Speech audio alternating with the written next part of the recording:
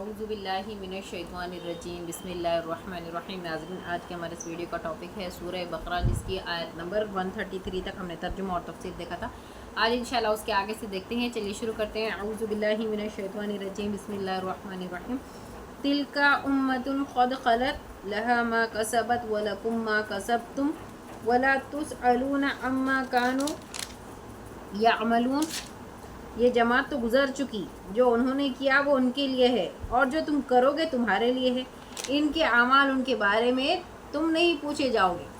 دیکھو، یعنی کہ حضرت یعقوب علیہ السلام نے یہی، اور ابراہیم علیہ السلام نے اپنے بیٹوں سے ہر دفعہ یہی تاکید کی، ان سے یہی عہد لیا کہ تم ہمارے بعد کس معبود کی پرستش کرو گے؟ تو انہوں نے کہا کہ معبود واحد، یعنی کہ اللہ سبحانہ و تعالیٰ کی ہی ہم عبادت کریں گے، اسی کے دین، ہم اللہ تعالیٰ کی طرف ہی فرما بردار رہیں گے، اس کی ہی ہمیشہ عبادت کرتے رہیں گے، اس کے ساتھ کبھی کسی کو شریک نہیں کریں گے۔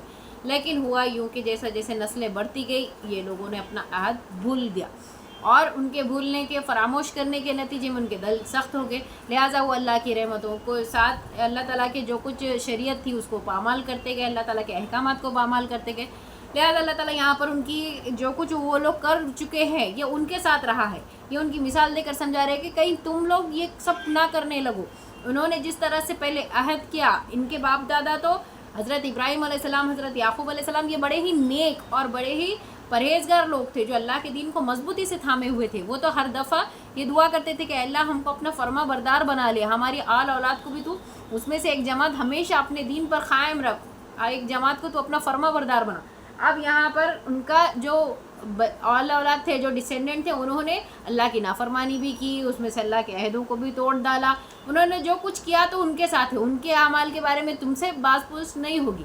تمہارے جو کچھ تم کر رہے ہو، یعنی حضرت محمد صلی اللہ علیہ وسلم کی امت کے لیے یہاں پر اللہ تعالیٰ نے فرمایا ہے کہ جو کچھ تم کرو گے تمہارے لیے ہے۔ اب تمہارے پاس قرآن مجید آ چکا ہے، اللہ کی نئی شریعت آ چکی ہے، اس کے مطابق اگر تم عمل کرو گے تو یقیناً تم لوگ کامیاب رہو گے۔ اگر تم اس کو پامال کر دو گے اور اس کو بھول جاؤ گے تو پھر تمہارا حشر بھی انہی لوگوں کی طرح ہوگا جو اللہ کی کتابوں کے ساتھ بے حرمتی کر کے، ان کے اعمال کو، ان کے جو احکامات ہیں اس کو پس پشت ڈال کر جس طرح سے ذلت اور رسوائی کے گڑھے میں جا گرے، اسی طرح سے اگر تمہاری قوم بھی یہ حرکت کرے گی تو تمہارے ساتھ بھی یہی ہونا ہے۔ یہی بتانے کے لیے اللہ تعالیٰ نے یہاں پر فرمایا کہ انہوں نے جو کچھ کیا ہے ان کے اعمال ان کے لیے، ان کے ساتھ رہیں گے۔ اللہ تعالیٰ کا معاملہ ہے، اللہ تعالیٰ قیامت کے دن ان کے بیچ، ان کے درمیان وہ فیصلہ کر دے گا، وہ جو کچھ عمل کرتے تھے۔ تمہارے کام تمہارے لیے ہے، تم کو ان کے بارے میں یا ان کے کام کے بارے میں باز پرس نہیں کی جائے گی۔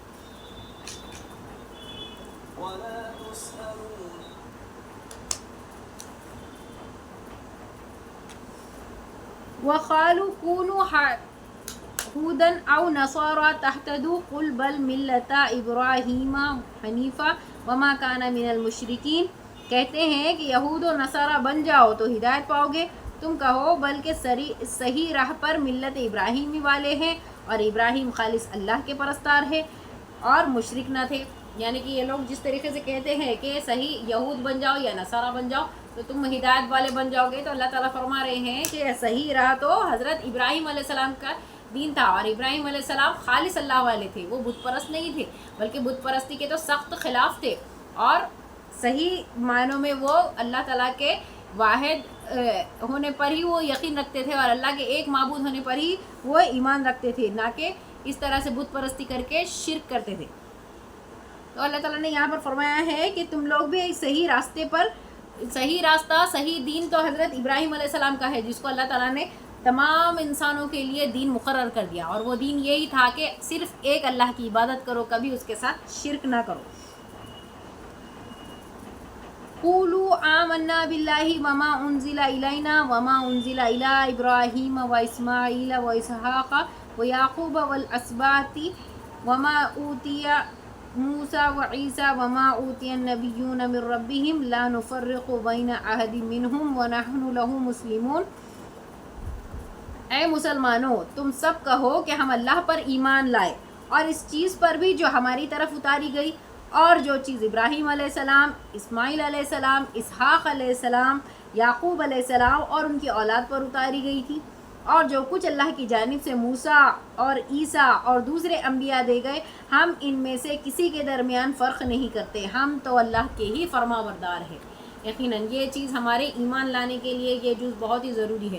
یہودیوں نے کیا کیا تھا، ان میں سے بہت سارے علماء جو تھے وہ ان کے تورات پر یقین رکھتے تھے، عمل بھی کرتے تھے، ساتھ ہی ساتھ اللہ کو بھی مانتے تھے. لیکن جب ان کے سامنے حضرت محمد صلی اللہ علیہ وسلم کا نبی ہونا ظاہر ہوا، جب وہ لوگ آپ صلی اللہ علیہ وسلم کے پاس آئے، ان سے مجادلہ کیا، اور جب ان کے دل نے اس بات کی تصدیق کر دی کہ یہی وہ نبی ہے، یہی وہ رسول ہے جس کے بارے میں ہماری تورات میں آیتیں آیا کرتی تھی، اس کے باوجود بھی انہوں نے حق کو محض حسد کے بنا پر، بغض کے بنا پر جھٹلا دیا اور یہ ماننے سے انکار کر دیا کہ حضرت محمد صلی اللہ علیہ وسلم اللہ کے نبی ہیں. تو یہاں پر اللہ تعالیٰ فرما رہے ہیں کہ تم ان جیسے مت بن جاؤ، ان یہودیوں کے جیسے چال تم مت کرو. یہ لوگ تو کہتے ہیں کہ یہود بن جاؤ، نصارہ بن جاؤ، تم حق پہ آ جاؤ گے. تو یہ کہو کہ اصل حق والا دین تو حضرت ابراہیم علیہ السلام کا دین تھا، اور ابراہیم علیہ السلام نے کبھی شرک نہیں کیا. انہوں نے تو ہمیشہ ہر دفعہ یہی بات بتایا کہ وحدہ لا شریک لہ، معبود ایک ہے، اللہ ایک ہے، وہی عبادت کے لائق ہے، اس کے سوا کوئی عبادت کے لائق نہیں.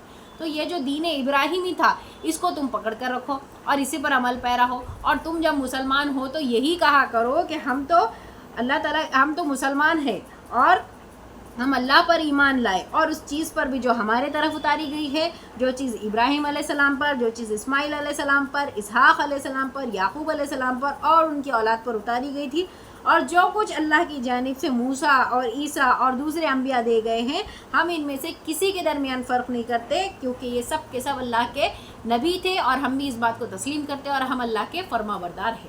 جب ایسا کہیں گے تو ہمارا ایمان انشاءاللہ مکمل ہو جائے گا.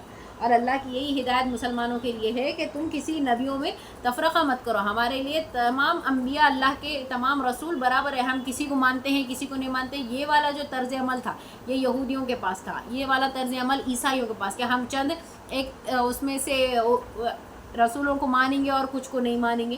تو اس طرح کا نہیں، بلکہ اللہ نے جب مسلمان بنایا ہے اور اللہ کی مکمل فرما برداری اپنانے پر یہاں پر زور دیا ہے، اور یہی بات بتلائی ہے کہ تم اس طرح سے کہو کہ ہم تو اللہ کے فرما بردار ہیں.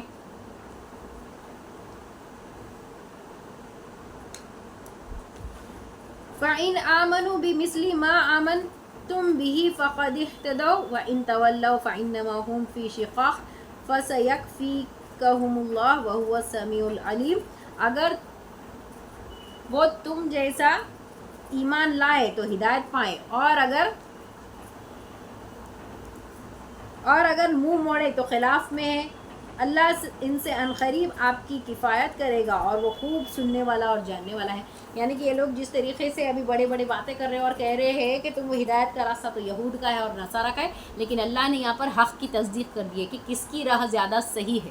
تو اللہ تعالیٰ نے فرمایا ہے کہ اگر وہ بھی اس طرح سے کہے، مسلمانوں سے اللہ تعالیٰ نے یہ کہلوایا کہ تم یہ بات کہو کہ ہم تو اللہ کے فرما بردار ہے اور ہم اللہ پر ایمان لائے، اللہ کے نبیوں پر ایمان لائے، ابراہیم علیہ السلام پر، اسماعیل علیہ السلام پر، اسحاق علیہ السلام پر، یعقوب علیہ السلام پر اور عیسیٰ اور موسیٰ علیہ السلام پر، جو کچھ وہ لوگ دے گئے ہیں ہر چیز پر ہم ایمان لائے اور ہم تو اللہ کے فرما بردار ہیں.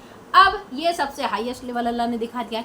اس کے بعد اگر وہ بھی اسی طرح کا ایمان لائے جس طرح مسلمان لائے تو سمجھنا کہ وہ حق پر آ گئے، صحیح راہ ہدایت پر آ گئے. اگر انہوں نے اس سے منہ موڑ لیا تو پھر سمجھنا کہ انہوں نے اللہ کے دین سے منہ موڑ لیا. یہ اللہ نے دو ٹوک کتاب میں یعنی کہ قرآن مجید میں اس چیز کا فیصلہ کر لیا ہے کہ محض اللہ کو ماننے سے اور اس کے آدھے احکامات کو فالو کرنے اور آگے احکامات کو چھوڑ دینے والا مومن نہیں ہو سکتا. اللہ کی فرما برداری مکمل طور پر ہو، 100% ہو، اور اللہ کے ہر نبی پر ایمان لانا ضروری ہے. تبھی وہی راہ ہے جو اللہ کے سیدھی راہ ہے، راہ ہدایت ہے، راہ صراط مستقیم ہے جو جنت تک لے کر جائے گی. اور اللہ تعالیٰ بہت خوب سننے والا اور جاننے والا ہے. صبغۃ اللہ ومن احسن من اللہ صبغہ ونحن لہ عابدون. اللہ کا رنگ اختیار کرو اور اللہ تعالیٰ سے اچھا رنگ کس کا ہوگا، ہم تو اسی کی عبادت کرنے والے ہیں. بس تم یہ کہہ ڈالو ان کے سامنے کہ ہم نے تو اللہ کا رنگ اختیار کر لیا ہے، اللہ نے جو کچھ کہا ہے بس ہم اس پہ مانتے چلے گئے، ہم اس کے فرما بردار بنتے چلے گئے، ہم نے اپنی گردنیں اللہ کے سامنے جھکا دی ہے. مکمل طور پر ہم اس کے فرما بردار ہونے کا دعویٰ بھی کرتے ہیں اور انشاءاللہ اس پر عمل پیرا رہنے کا عہد بھی کرتے ہیں اور آج دل میں ارادہ بھی کرتے ہیں اس پر چلنے کی. اللہ تعالیٰ سے ہم توفیق بھی مانگتے ہیں. اور اسی طرح کا یہ اللہ کا رنگ ہے، یہ جو اللہ کے دین کا رنگ ہے، بھلا اس سے اچھا رنگ کوئی دنیا میں ہو ہی نہیں سکتا، کیونکہ یہ سب سے بہترین راستہ ہے اور بہترین رنگ ہے. اللہ کی فرما برداری اختیار کرنا دنیا کی ساری روش میں سب سے بہترین روش یہی ہے کہ انسان اپنے آپ کو اللہ کے سامنے سجدے میں جھکا دے، اپنی سارے خواہشات کو اللہ کے روبرو پیش کر دے، اپنے سارے معاملات کو اللہ تعالیٰ کے سامنے رکھ دے اور اللہ تعالیٰ کے سامنے اپنی ساری بساط انڈل دے اور اللہ کے سامنے خود کو سرنڈر کر دے. یہ کہہ دے کہ اللہ میں تو فرما بردار ہوں, تو جس طرح سے چاہے میری زندگی کو اپنے حساب سے تو موڑ دے, تجھے جیسا بہتر لگے گا میرے حق میں کہہ دے. میری اپنی کوئی اس بارے میں کوئی چوائس نہیں ہے, میری اپنی کوئی خواہش نہیں ہے, کیونکہ میرا بھروسہ تو میرے پروردگار پر ہے, اللہ پر ہے. اور یہی تو ہوتا ہے کہ اللہ کا رنگ اختیار کرنا.